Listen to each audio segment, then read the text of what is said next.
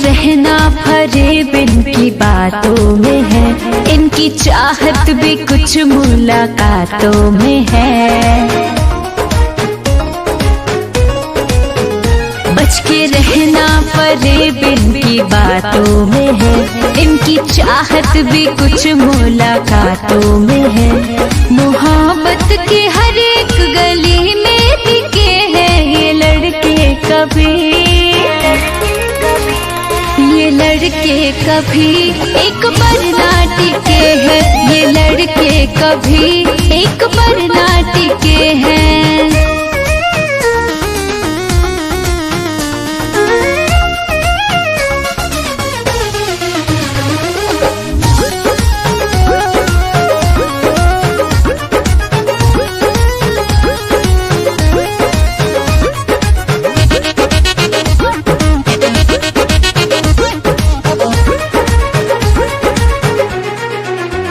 जब होती शुरू है कहानी, जान दे देंगे लगता है ऐसे।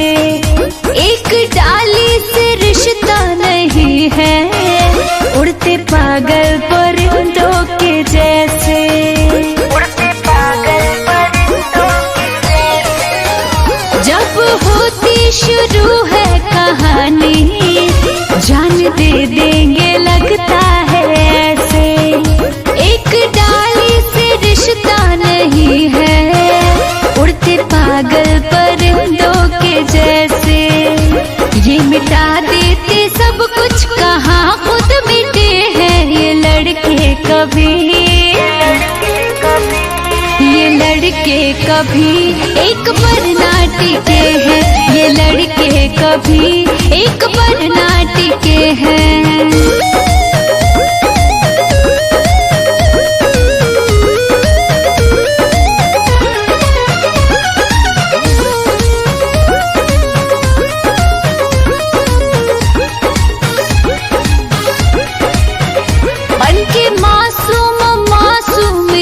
की जान लेना ही है काम इनका, ये जला देते दुनिया किसी की, इनका जलता नहीं एक तिनका।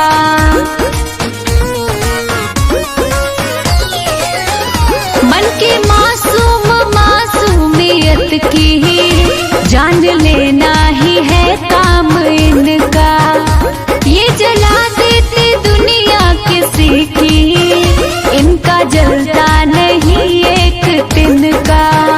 नाम दिल पे हजारों ये अपने लिखे हैं ये लड़के कभी,